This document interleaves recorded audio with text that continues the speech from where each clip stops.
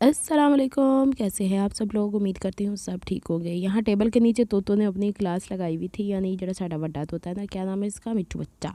उसने बाकी चारों की ट्रेनिंग लगाई हुई थी। मुझे इससे याद आया क्योंकि मैं स्कूल से वापस आई थी तो वो कह रहा था छोटा वाला ऑरेंज पाइनएप्पल, वो कह रहा था ब्रेक हो गई टीचर, हुण तुसी अपने रस्ते जाओ तो असीं अपने रस्ते जाइए। टीचर क्लास चो बाहर आ गया जिते तो बाकी चूचे लगे पे नहीं। यहाँ पे इन लोगों ने पॉपकॉर्न बनाए हुए थे हमारे घर में जो बनते हैं एज़ यूजुअल, और हमारे तोते पॉपकॉर्न क्या, चावल क्या, सेब क्या, वेजिटेबल्स क्या, सभी कुछ खा जाते हैं। चारों बच्चों पे टीचर का इतना रोब दबदबा है, बाहर ही नहीं निकल के आ रहे। अच्छा, अगर तो वीडियो पसंद आती है तो वीडियो को लाइक कर दीजिएगा, अगर चैनल पर न्यू है तो सब्सक्राइब कर दीजिएगा। आवाज़ इसलिए बदली हुई है कि गला थोड़ा ख़राब, मतलब बहुत ही टफ़ ज़िंदगी जा रही है, कुछ नहीं पता चल रहा। ऊपर से ट्रेनिंग हो गई है सर्दियों के दिनों में, जहाँ दिन इतना छोटा होता है ना कि पता ही नहीं चलता कब 4 बज गए। अच्छा जी, यहाँ पे अब बच्चों को भी पता चल गया कि हो गई है ब्रेक, तो वो बाहर आके पॉपकॉर्न खाना शुरू हो गए। अच्छा जी, यहाँ पे तोतों की तो कहानी चलती रहेगी। अब मैं कुछ बातें आप लोगों से शेयर करना चाहती हूँ, उम्मीद है आप इसको समझेंगे। पहली चीज़ ये कि जब तक अब्बू हयात थे तब तक तो मैंने, मतलब ये होता था कि अब्बू घर पे होते थे अम्मी के पास, तो कोई ना कोई लुक आफ्टर करने वाला। बेशक घर में बच्चे भी हैं, लेकिन आपको पता है कि एक ज़रूरत होती है, और जब से अब्बू इस दुनिया से गए अम्मी अपने आप को बड़ा तन्हा महसूस करती हैं। ये बच्चों के होते हुए भी होता है, इट्स अ फैक्ट। अब चूँकि 24 घंटे मैंने अम्मी के साथ टाइम गुजारा है, कमरे के अंदर रहती थी, तो अभी तो मैं पर तोल रही हूँ बीएड करने के। मेरी ट्रेनिंग से अम्मी इतनी परेशान हो गई हैं, डेली मुझसे पूछती हैं कितों तू वापस आना, कितने बजे तू चली है, तू क्यों इस तरह करन रही है, ये क्यों है। उनको मैं समझाती हूँ ना, तो उनके जहन पे इतना असर पड़ चुका है इन तमाम चीज़ों का जो हमारे पे हालात बीते हैं, कि उनकी याददाश्त पे थोड़ा सा असर पड़ा है, तो वो भूल जाती हैं। अगले दिन फिर पूछती हैं। जैसे कि अब मैं आपको थोड़ा सा आगे चल के बाज़ार के क्लिप्स दिखाती हूँ, उससे पहले ज़रा मैं आपको ट्रेनिंग दिखाती हूँ, फिर मैं आपको बताती हूँ। अच्छा जी, ट्रेनिंग में ये है कि हम लोग जाते हैं सुबह, जो हम लोगों ने पिछले दिन का पढ़ा होता है उसका रिफ्लेक्शन देते हैं, बताते हैं। फिर उसके बाद हम कुछ नया सीखते हैं, उसके चार्ट पेपर्स बनाते हैं। एक बहन का यहाँ पे कमेंट आया था कि ये सब कुछ कहाँ सिखाया जाता है, मैं अपनी बच्चियों को सिखाना चाहती हूँ। तो अपनी बच्चियों को पहले तालीम दें अच्छी सी, बैचलर्स करवाएं, मास्टर्स करवाएं। इसके बाद गवर्नमेंट की जॉब्स आती हैं, इस पर नज़र रखें। बच्चियों को उस टेस्ट के लिए तैयार करवाएं, और फिर जब वो टेस्ट के लिए तैयार हो जाती हैं तो गवर्नमेंट अब फेयर काम करती है। मैं सच्ची बात बताऊँ, फेयर काम करती है। ये मेरा पर्सनल एक्सपीरियंस है। मैंने एक चवानी भी जो होता है ना, वो इधर उधर के पैसे दे के एक सिफारिश से काम अभी तक कुछ भी नहीं करवाया। अल्हम्दुलिल्लाह ये सब कुछ इस तरीके पे हुआ है कि हमारी एलिजिबिलिटी पे हम लोग आए हैं। यहाँ पे ये सब कुछ हुआ था ब्रेक में या तो समोसे मिलते हैं या रोल या चाय मिलती है। फ्राइडे का दिन था तो हम लोगों ने यहाँ पे कुछ काम था, तबीयत भी कुछ अजीब सी बोझल हुई पड़ी है। और यहाँ पे बैठी अब जो लड़कियाँ ना वो थोड़ा बहुत काम करेंगी, और जो हमारे मेल टीचर्स होते हैं वो चाय ला के दे देते हैं।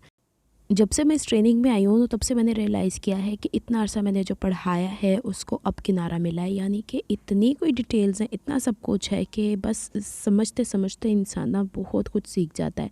यहाँ पे लर्निंग डिसेबिलिटीज़ होती हैं, यानी कुछ बच्चे ऐसे होते हैं जो लिखना नहीं समझ सकते, कुछ पढ़ना नहीं समझ सकते, कुछ को सही से मैथमेटिक्स नहीं समझ में आती। बहरहाल वो चार्ट बनाया था, एक्सप्लेनेशन दे के वापस आ गए। यहाँ पे जब हम लोग वापस आ रहे थे घर में तो मैंने अपनी ही कलीग को लिया साथ में, क्योंकि एक सिस्टर ने कुछ मुझे रिक्वेस्ट किया था लाने के लिए।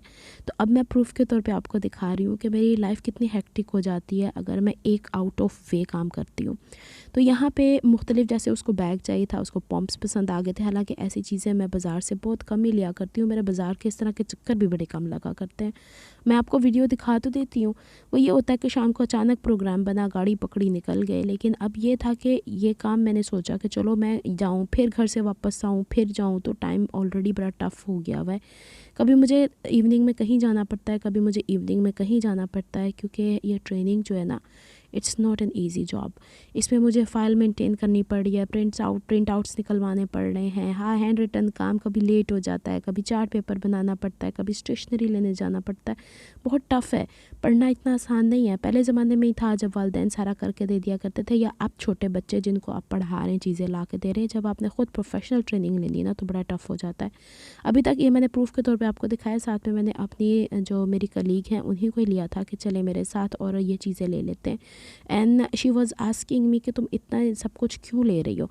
तो मैंने कहा कि किसी ने मुझसे रिक्वेस्ट की है। तो कहती पहले देखो बात ये है कि अपनी सेहत को पहले फोकस करो, you are losing your health day by day. क्योंकि मैं आपको पहले भी बता चुकी हूँ मैं एनीमिक हूँ, और अगर कोई एक्स्ट्रा काम मैं बार बार वही रूटीन में करती हूँ कि ना मुझसे होती नहीं किसी से, और जब मैं वो काम कर देती हूँ फिर उसके बाद मेरी हेल्थ के इश्यूज़ बनते हैं।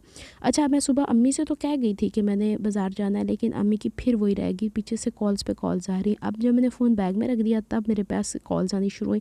जब घर आई तो फिर अम्मी से अच्छी खासी सलावातें और डांट भी सुनने को मिली कि तुम अपनी सेहत के बारे में क्यों कंसीडर नहीं करती हो। फिर यहाँ पे ये चीज़ें थी, कुछ सिस्टर ने मुझे कहा था लेने के लिए। अब देखें बाज़ार में जब मैंने जुमा बाज़ार की बात की है, मंगल बाज़ार की बात की है, यहाँ मतलब ठेले लगते हैं। बाज़ार जिस तरह रेहड़ियाँ नहीं होती वैसे ये छोटे छोटे से बने हुए होते हैं। इसमें अगर एक इंसान का कोई काम एक बाज़ार में ठीक ना हुआ तो कराची में इस तरह के ढेरों लगते हैं। फ़र्ज़ करो जी एक सदर के एरिया में लगा है तो उसकी यहाँ पे सेल अच्छी नहीं हुई तो वो मलिर के एरिया में चला जाएगा। ये लोग एक दूसरे से कंसल्ट करते हैं कि हाँ मैंने ये वहाँ पे ऐसे किया था तो ये यहाँ पे सेल हुई, अगली दफ़ा नहीं आएंगे तो फिर उससे अगली दफ़ा ये वापस आ जाएंगे। तो बात ये है कि ये वो कोई परमानेंट शॉप्स नहीं है जो प्लाज़ा के अंदर या मॉल्स के अंदर होती हैं। ये वो है जो ये छोटी छोटी इन्होंने जगहों पे जगह ली भी होती हैं। ये खुला ग्राउंड होता है और वहाँ पे ये बिछाया हुआ होता है उन्होंने और बेच रहे होते हैं। अच्छा जी, बहरहाल यहाँ से ये वाली रेस भी मुझे मिल गई थी। उन्होंने जो कुछ कहा उसके हिसाब से कुछ अगर कोताही रह गई है तो देखिए मैंने आपको वाजे कर दिया है। इससे ज़्यादा मैं अगर बाज़ारों में चक्कर फ्रिक्वेंटली लगाऊँ तो बड़ा ही टफ़ हो जाता है, क्योंकि देखिए जब मेरी सिस्टर्स मुझे करती हैं तो मुझे 4 से 5 महीनों का इस तरीके से टाइम होता है कि उनके सारे ड्रेसेस ही मुझे बना के भेजने होते हैं, उनका सब काम ही मुझे करके देना होता है, और उन्होंने सिर्फ बस मुझे कहना होता है कि तुम कर दो, बाकी सारे का सारा काम जो है ना वो अनीला ने खुद यहाँ पे करना होता है। तो उसमें पसंद नापसंद का तो कुछ होता ही नहीं है, क्योंकि हम चारों बहनों की आदत एक ही जैसी है, एक ही जैसी ड्रेसिंग हम लोग करती हैं। बस थोड़ा सा फैंसी मैं हो जाती हूँ इसलिए कि मैंने यहाँ पे इस तरीके से चलना होता है, उनके वो काम उनकी बच्चियों के कर देती हूँ। बहरहाल ये दोबारा से वो स्टॉल मिल गया था जिससे मैंने पिछली दफ़ा लेसेस ली थी, लेकिन इनके पास उतनी ज़्यादा वैरायटी या शायद दुनिया ले गई है नई चीज़ को कौन छोड़ता है। तो अब जो मुझे यहाँ से समझ में आया मैं ले लिया। अब वो जो छोटी वाली लेसेस थी उसका स्टॉल नहीं था, क्योंकि वो मुझे भी याद पड़ता है कि एक ही दफ़ा मैं लेकर आई थी, अगली दफ़ा उसके बचे कुछ असरात बाकी थे। ये जो बुटीक्स वाले होते हैं ना, इनके हत्थे ये चढ़ जाते हैं, पूरा पूरा थान इनसे एक रेट लगवा लेते हैं और उठा के ले जाते हैं। दूसरे लोगों के लिए चीज़ें नहीं बचती। आपका क्या ख्याल है कि ये जो बुटीक्स या ये लोग काम करते हैं तो महंगी महंगी लेसेस लगा के आप लोगों को ड्रेसेस बेच रहे होते हैं? कभी नहीं ऐसा होता। बहरहाल ये सारी लेसेस थी जो मैंने यहाँ पे देखी हैं, और यहाँ पे ये ऑलरेडी ले चुके थे। देखिए थकावट से भरपूर वो लड़की भी मेरे साथ गई है, मैं भी गई हूँ। घर आके ज़ाहिर सी बात है उसको भी डांट पड़ी होगी कि लेट हो गई है, और फ़ोन वो भी मेरी तरह ही है, घर पे ना फ़ोन करती ना कुछ, और फिर मुझे दोबारा से उन्हें स्टॉप पे छोड़ के अपनी तरफ आना पड़ा। तो ये बड़ा टफ़ काम है। एक तो ये जस्टिफिकेशन देना कि आप सच्चे हैं, आप किसी का पैसा नहीं खाएंगे, सबसे बड़ी चीज़ है इस दुनिया के अंदर, और ये जस्टिफिकेशन मैं बार बार देना नहीं चाहती। किसी को अगर काम है तो ज़ाहिर सी बात है उसको कॉन्टैक्ट करना पड़ता है, और दूसरा ये किसी के म्यार के मुताबिक पूरी चीज़ें ले लेना ये भी बड़ा टफ़ होता है। अच्छा, लेसेस जो है ना वो हद से हद ये होता है कि इसमें से बहुत सारी में जो आपको नज़र आती हैं ये मेरी बहनों की भी होती हैं, वो इसके ऊपर नज़र रखती हैं, उनको ये चीज़ें चाहिए होती हैं, उनके ड्रेसेस बनने होते हैं। मेरे घर में माशाल्लाह भतीजियाँ हैं, भांजियाँ हैं, तो ये सब कुछ जो है ना ये फैमिली जिसमें लड़कियाँ होती हैं उसके अंदर ये चलता रहता है, तो मैं अपनी चीज़ें इस तरह नहीं दे पाती हूँ। तो बस ये लास्ट टाइम था जो मैंने ऐसा कर दिया, इसके बाद मेरे में हिम्मत बिल्कुल नहीं। और यहाँ पे ये मिट्टू बच्चा खा रहा है। मिलती हूँ नेक्स्ट व्लॉग में। अल्लाह हाफिज़।